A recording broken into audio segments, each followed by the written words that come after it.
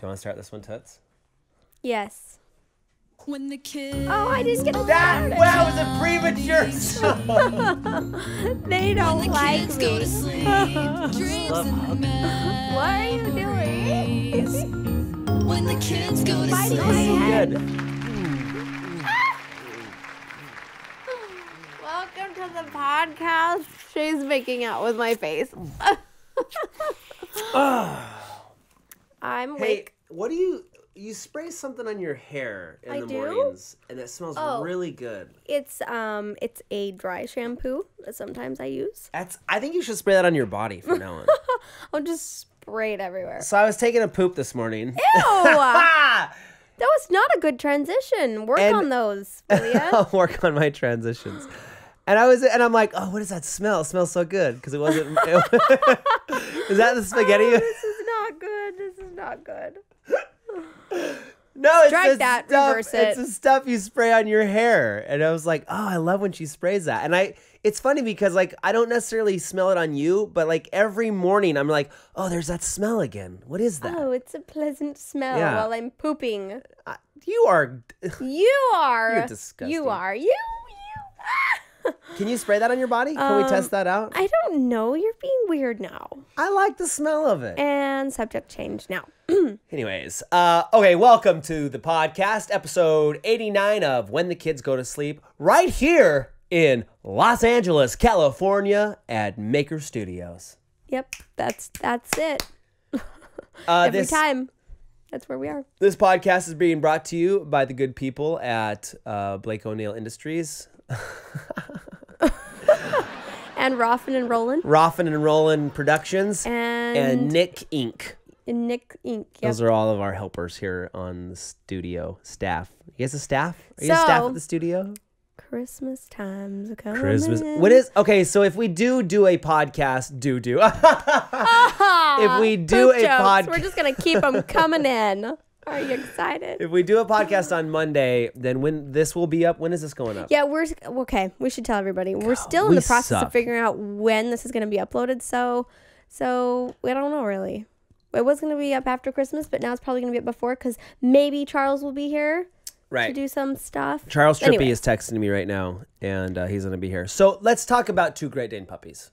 2 Great Dane puppies. So last night we made a one take Sunday where we went around the table and we passed the camera around and we had all the kids say one thing they were grateful for and one thing they wanted for Christmas. And I was joking around saying that I wanted 2 Great Dane puppies, which He wasn't joking which around. I do. He wants 2 Great Dane puppies. And then, so after we put the kids to bed and me and Clett were sitting there and we were signing calendars and we were like, had like an hour and a half to just sit there and talk. She goes, okay, let's sit here and let's talk about these 2 Great Dane puppies.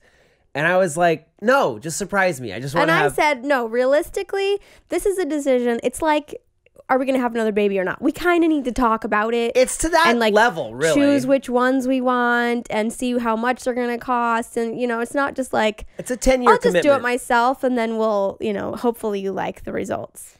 I would. That's one of those things. if- We need to do it together. That's not like, I'm going to surprise you with a baby. Hi, honey. I'm pregnant. But honestly.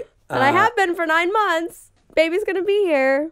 It's just, that's what it would be like. Yeah, that would be like that.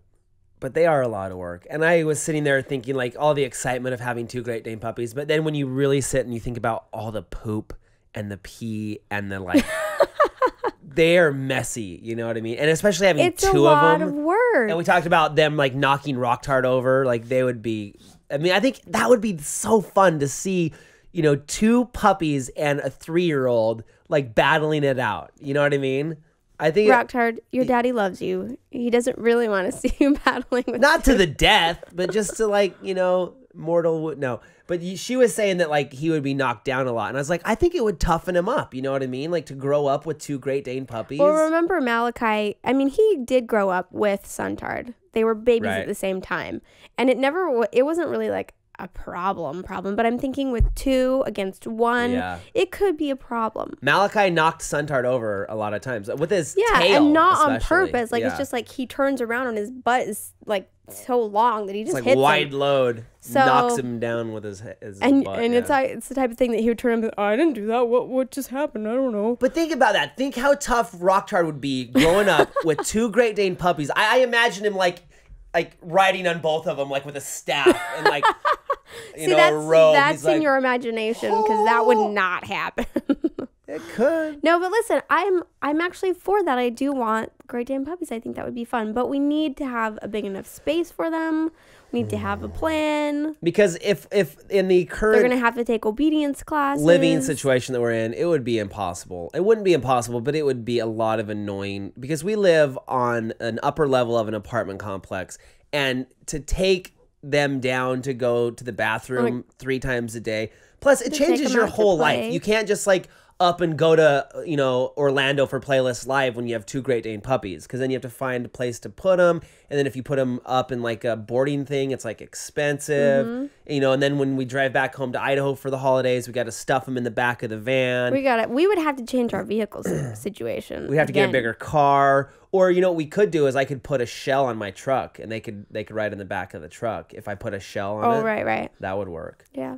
So I would love, because I have never not had dogs my entire life. All growing up, we have always had a dog my entire life. Even, that's why when we first got married, I was like, we got to get a dog. Like, I wasn't used to not having a dog. And so now not having Malachi has probably been the longest I've ever gone without a dog. Without dog hair in his bed. Yeah, that's true. It's kind of nice. Which is funny because I'm allergic to dogs. Like, if they're not really clean and if I'm petting them, I get like hives on my arms and stuff. Anyway, so we want a dog, but we need a bigger place. We need a house with a backyard. It's all in good time. It will work out. But I'm not opposed to getting a miniature wiener dog. But if you don't get me 2 Great Dane puppies for Christmas morning, I will probably be disappointed. Okay. You're not getting him, just so you know. I don't know. We'll see what happens. Okay, so on today's podcast, we have a few. Oh, I heard my voice. That was weird. I heard my voice. We have a few topics talking about role models and who we looked up to as a child. Did you have any? When I first hear that term role model, I think about Charles Barkley. Oh, really? Was he your role model? No, he wasn't. But he was famous for coming out and saying, "I'm not a role model," as a professional athlete, because a lot of parents were like, "Well, you should behave yourself because these kids look up to you." And he said that? He came out and said, "I'm not a role model." Yeah, but which is right. I mean, he's a basketball player. He's not a role model. But who would ever term themselves as a role model? I think some people say I don't know. I don't think so. I think you get you are who you are, and you're a role model. I think you get labeled as a role model if you have, some people think there are lots of eyes watching you. Right. You are a role model. There's no going around it. You model behavior. Yeah. So who was your role model growing up? I'd say my biggest role models were my parents. My mom specifically. Yeah. I just wanted to be just like her. And then my dad, and then my stepmom. What's the definition of a role model? Somebody that influences your life that you look up to and want to be like, I think. Right. I think that's the problem, because kids see these athletes and they want to grow up and be a professional athlete. Right. You can't choose if you're a role model or not to somebody. Somebody will see you and be like, I want to be like that person, or I don't want to be like that person. And most people that are basketball players or famous, as you want to say it, are role models. Yep. In one way or the other. Because my role model was Glenn Plake, and he was like this extreme skier who smoked weed. I don't even know who that is. Yeah. But like, I wanted to be an extreme skier. So that's where the problem, like when Charles Barkley came and said, I'm not a role model, is because kids would see, like I, for instance, would look at Glenn Plake and like wanted to be an extreme skier like him. But he was known for like being a party animal, smoking weed before ski races, and like all this stuff. So there's like all his personal flaws or traits, I don't know if you want to call them flaws, but these personal traits that weren't desirable that become part of it. So then that's where kids that are influenced by these people who have, all this influence can, go on a bad road. Is this? It's like, well, it's like, I don't want to think of specific examples. I love everyone. No.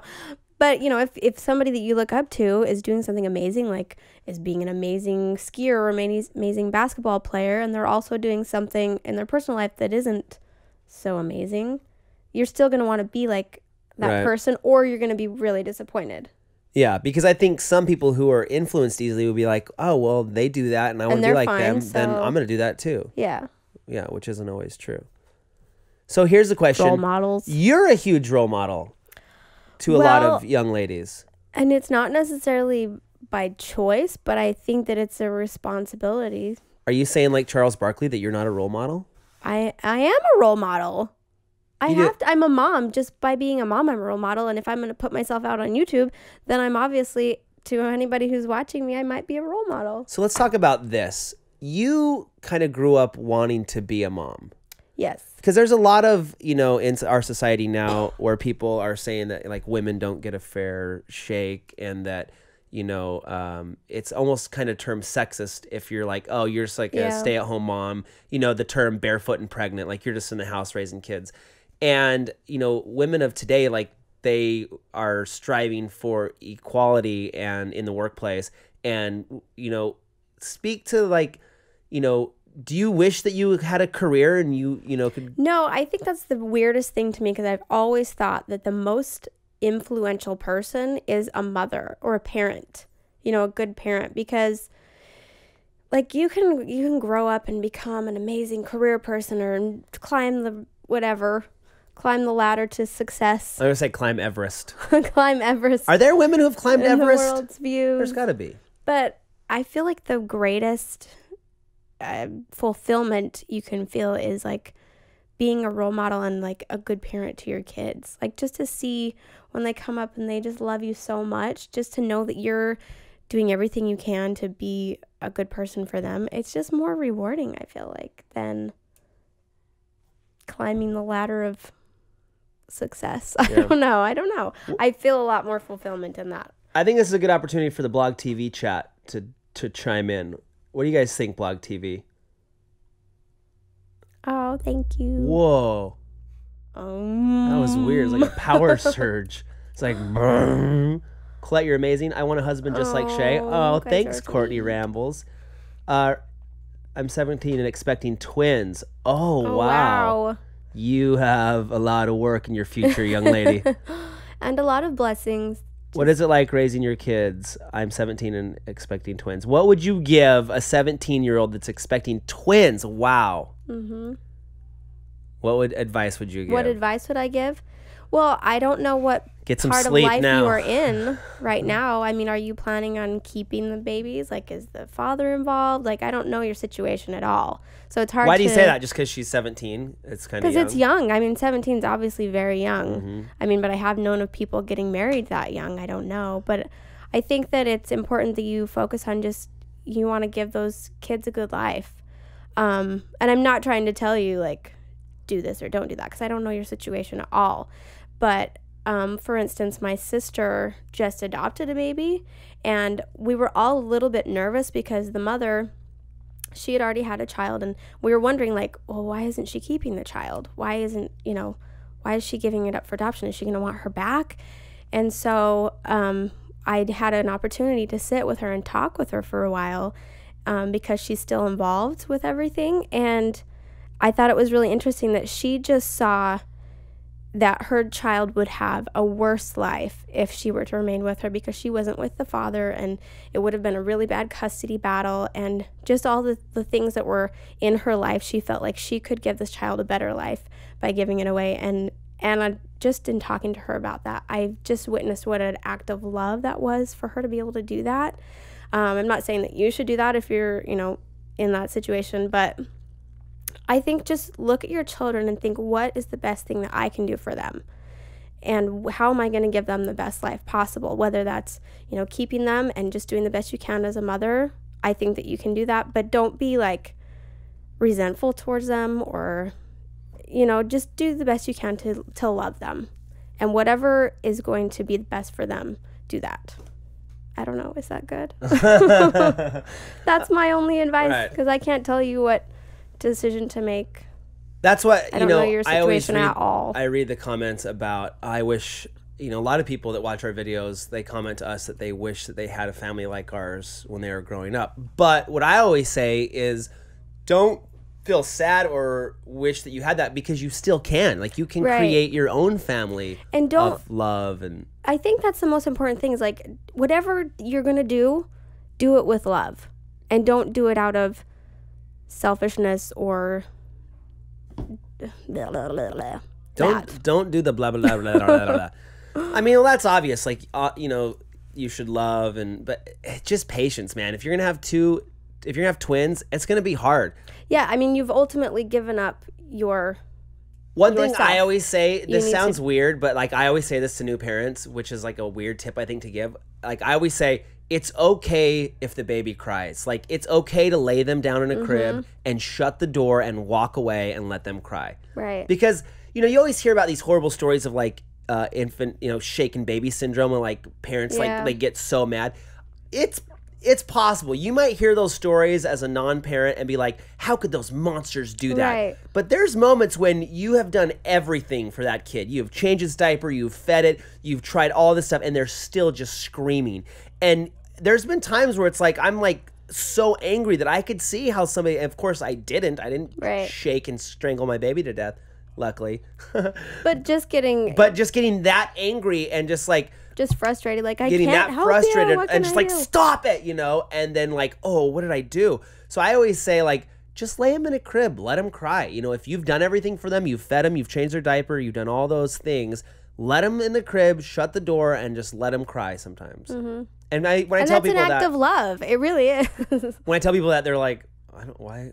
And I feel like that's a weird thing to say because like there's some moms No, who they think tell that you that in Yeah. parental classes. they think they can't leave their kid alone to let them cry. Like you can just let the baby cry, you know. Yeah. Anyways, good luck on those twins. Like I said, I get think some that's sleep now. amazing. Having children is an amazing thing, but it definitely does change. I mean, you So let's aren't talk your about own anymore. our current parenting. Suntard recently has started to like every time we've asked him like in just the last couple weeks. He's a 9-year-old now, so he's becoming a He's so little boy. mature. And yesterday I told him, I said, dude, you need to go clip your toenails because his toenails. He's like at that stage where he doesn't want to shower, he doesn't want to clip his toenails, like he doesn't care about that stuff. He wants to play with his hacky sack and look at his basketball cards. It's gross. And I'm like, dude, your toenails. Yesterday, he's like, dude, he said, Dad, I woke up this morning, my ankle kind of hurt. I said, well, maybe it's because your toenails are so heavy that it's hurting your ankle. Because his toenails are like this long. And so I'm like, dude, go out there and cut your toenails. And he's gotten into this habit where he goes like, oh man, like he does this little complaining thing before he'll do the thing. Or like he's on the computer playing his computer game and it's like, okay, come in here, we're gonna say a prayer for dinner. He's like, oh man. And he'll do what we asked him to do, but he has this little complaining thing that he does right before, like where he'll be like, I think that's pretty normal. and so I'm like, dude, and like, cause I don't want our kids to be spoiled. You know, that's like my biggest thing as a parent, like spoiled children. I just could not deal with that. So I told him, I'm like, listen, man, if your mom and dad ask you to do something, you say, yes, mom, yes, dad, and you do it with a happy heart. You don't complain. The happy heart. A happy heart. So I love clipping my toenails. Last night we made him start saying it every time we asked him to do something. He goes, "Yes, mom. Yes, dad." And we did it in kind of like a joking manner, you know, so it's not like so serious.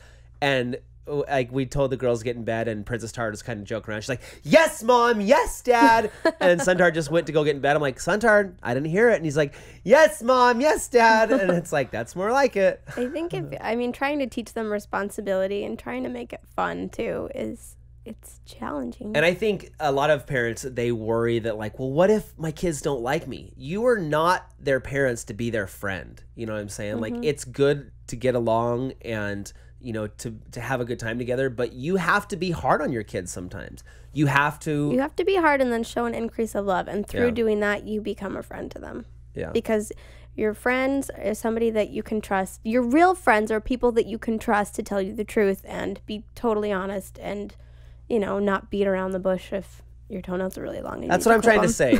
All this conversation is leading up to the point that you guys need to cut your toenails and your fingernails. That's all we're saying. And shower and wash your hair. Proper hygiene is the most important thing. But that's funny. That's something that we need to teach him because, like, I think if it was up to him, he would like never take a shower. It is. You know? Every time I'm like, okay, get up and you need to shower, okay? Oh, I showered Mom, yesterday. I showered 2 days ago. It's like you got to do it every day, man. It's like body upkeep. All right, so so should we do we have a game? No, we don't have a game. We still have 4 questions from Which Kid Said It. Do you want to do those last 4 questions? Do you want to try to? Do you don't have any? What about you being a role model?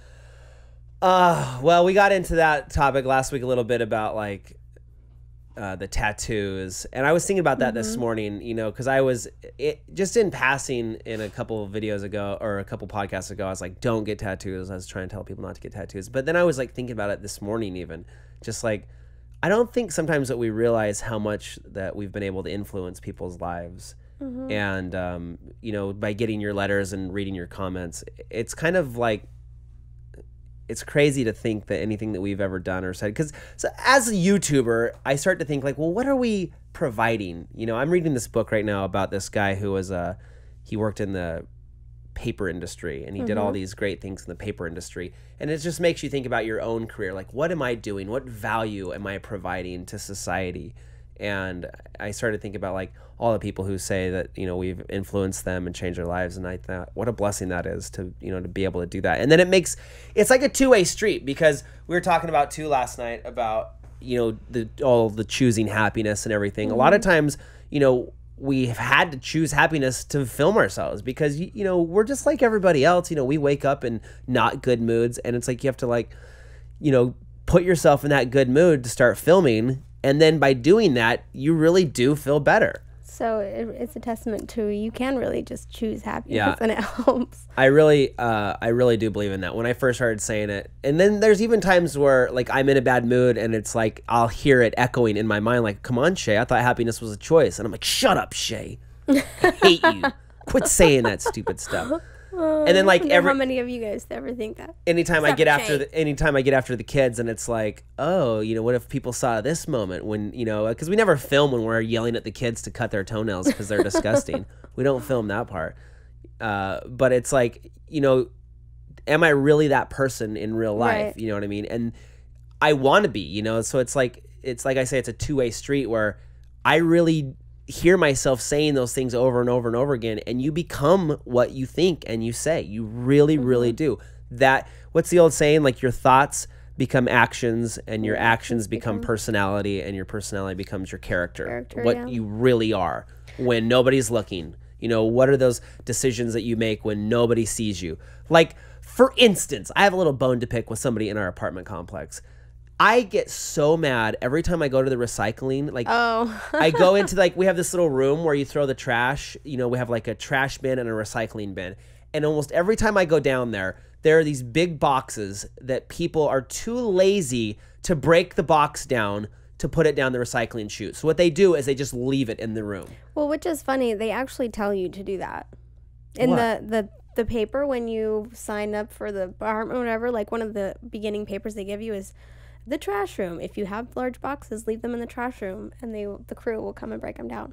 Well, you're just like totally making me look like an idiot now. No, I think I told you that before. No, you didn't. You never told me that. They do? They tell you that? that? And you were still like, oh, well, people should break them down. No, now you're totally making me look like an idiot. You never told me that. No, I'm pretty sure I did. This is awkward. Maybe I didn't. Okay. I didn't. Why did they really want you to leave the boxes in there? They said leave the boxes in there and we'll break them down. But maybe that was just like a suggestion. If you don't want to break your box down. No, that's why I'm always like, break your boxes down, people. Like, why just leave them in the room for somebody else to do? I thought it just bothered you, even though they. It bothers me because I felt like people are being lazy. Like, they're just leaving it for somebody else to do. But if it was like something in the apartment thing, I never knew that. I thought that I told you that. I swear you never told me that. And I thought that it still just bothered you. Yeah, that's definitely a buzzer moment. Break your boxes down. Don't leave it for somebody else to do. But it's true. It's a like integrity thing. Like, don't just leave it for somebody else to do. Unless they aren't doing it because it says it in the paper, which I obviously didn't know. So I'm now sorry. I will stop judging those people. I thought you did. I did not know that. I'm sorry. Well, the point of this story is, you know, like littering, for instance. Like, if nobody's looking, if you're in a traffic jam, you wouldn't throw a gum wrapper out the window. Which, you know, why do smokers think they can throw their cigarettes on the ground? I don't know. Like, I don't think pick up your butts, guys. Anybody who smokes, I don't think they would like purposely throw like a pop can out the window, or like, you know, if they finished eating a cheeseburger, they wouldn't throw the wrapper out the window. But for some reason, they think it's okay to throw a cigarette out the window. Maybe because it's so small. Oh, that drives me crazy. Every time I see somebody do that, I'll roll my window down and be like, you dropped your cigarette butt, and I'll say something to them. And you can tell that it just like, it pisses them off. Or they know they're not supposed to do that. But if you smoke, that's cool. They're your lungs. Do not throw your freaking cigarette butts on the ground, or I will find you gross. and make you eat it. Ew, that would be intense. Shove it up your nose. What if that was the real thing? I think, okay, as far as role models, I think that everybody's a role model. Whether you think you are or not, to somebody you are. And so you have to look at your life as if, okay, if somebody is watching my life and wanting to be like me, would I do this still? Right? Like, think of the person you love the most. Like, maybe it's a niece or a nephew or a family member, just anybody. If they want to be like you, how would you act? I saw this video recently that somebody put on Facebook of, I think it was in China or Japan, these people that were smoking, and they had these little kids, probably like 7 or 8 years old, go up to these people with cigarettes in their hand, asking them for a light. They walked up to them and they're like, hey, can you give me a light? And every one of them, there's like 10 different, some of you have probably seen this, I think it was viral going around. There's like, I don't know, like 5 or 6, I guess, different people who all of them were like, no, you shouldn't smoke. And we're like preaching to these kids of like, it can cause lung cancer, it can cause emphysema, and like telling these kids like, you know, word for word, almost like from like the side of the cigarette carton, why you shouldn't smoke. And then at the end of it, these kids like gave them a little paper and walked away. And the paper's like, if you're so concerned about me, why aren't you concerned about yourself?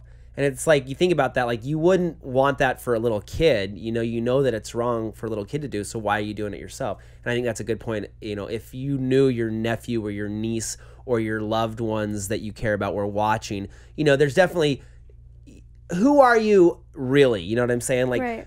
I always thought about it like this when I was a kid. Like, when you were around grandma, you wouldn't say the things you say around your friends. You know, so do you have to change yourself? Like, who's the real you? Yeah, who's the real you? Do you have to change yourself due to the company that you keep? You know, if you're with the guys, you can say certain things, but if you're with your mom or your grandma, you can't say certain things. That's the question. I'm not saying like, well, you can't hang out with your friends and have a good time, but at the end of the day, you have to ask yourself, who are you really? You know, is that kind of like a double life? If you know you talk differently with these people as you do with, you know, your loved ones. So I think that's a good point, that we are all role models in some instance. And I love the quote that says, I can tell you who you are by what you think about when you don't have to think. You know, when you're just sitting there doing some mundane task like shaving your legs or clipping your toenails, what's going on in your mind? Or the old cliche that actions speak louder than words. I mean, it's true. Kids are going to do what you, if you're a parent, your kids are going to do what you do and not what you say necessarily. So be a good person, because you're a role model and we're doing our best. Somebody said Lucasfilms for the win said your calendar just shipped.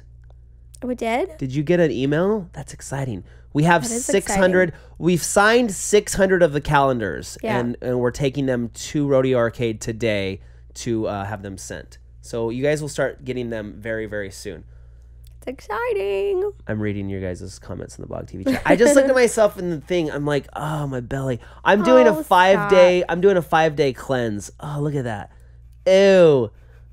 Ew, look at it wiggle. Would you stop? That's how, like, sometimes, like, while I'm sitting there, I'll grab all my fat, and I'll be like, how much fat is that? Well, that's right one there? way to make yourself feel good about If yourself. I just grab all that, if I could just rip all that off and put it on a scale. all you have to do is grab it and say, this is part of me and I love it. And if I don't love it, then I'm going to get out there and start running. This? Look at that. Look at that. I love it. Big donut, a big chunky. Do you know why I love mine? Because it's battle wounds from having children. These are my battle scars. Sometimes it's fun just to, like, you know that thing that you're always trying to hide? You're like, oh, I want to cover up my belly. Sometimes it's just fun to just, like, accentuate it. Like, look at that. I'm going to regret doing that later. Yeah. No, I'm serious. Yeah. This week, the next 5 days, Monday through Friday, I am going to go all whole foods, natural fruits, vegetables, you know, whenever juices. Shay says something like that, there's a part of me inside of me that goes, ugh. Because you know you have to do it too, huh? Well, because then it's like, changes the whole meal plan for the whole week. You get competitive too. Like, if I go work out, you I don't get competitive with working out. You're like, well, how would I even compete with you, Mr. 26.2 miles 3 times? Not competitive, like, but you feel like guilty if I work out and you didn't work out. You're like, well, when do I get to go work out? I'm like, you can go work out. Well, I feel like the same with you. What do you mean? I feel like we feed off of each other. Yeah, that's true. But with the whole eating thing, it is, because then I'm like, I got to change the whole meal plan for the week. let's just all do it. We'll all eat raw. It sucks. Good luck, All Dad. right. Good luck. It's just Dad. not as fun, man. The food is, I mean, you feel better. That's the catch-22 of it. You feel but I better. feel like you can eat feel stronger, healthy. but it doesn't taste as good. But you like to go extreme, like, we're crazy on the weekend. We had meat and potatoes and chocolate and stuff, and now we're going to be all raw. Like, that's too extreme I need to have some balance. for me, I guess. Eventually, I'll find it. No, I think All you're doing a right. great job, babe. Thanks for joining us. The only thing I'm going to drink this week is water and freshly squeezed juice. Oreos! When the kids are They I had know a my banana weakness. for breakfast. The Blog TV knows my weakness. She ate 2 boxes of chocolate-covered Not Oreos. completely by myself, but almost. I had 6 of them. How many did I have? Like They're 6. 100 calories each. when the kids go to sleep. Thanks for joining us. Download the link below. It's free. Be a Thanks good for role joining us. model. Yeah, think about Who do you want to be? who's watching you. Be that person. Love you. See you later. And break down your boxes in the trash room. I can't believe I didn't know that. I swear I You're a told bad you. person. You're No, a I bad swear I wife, told you, but and you hate me.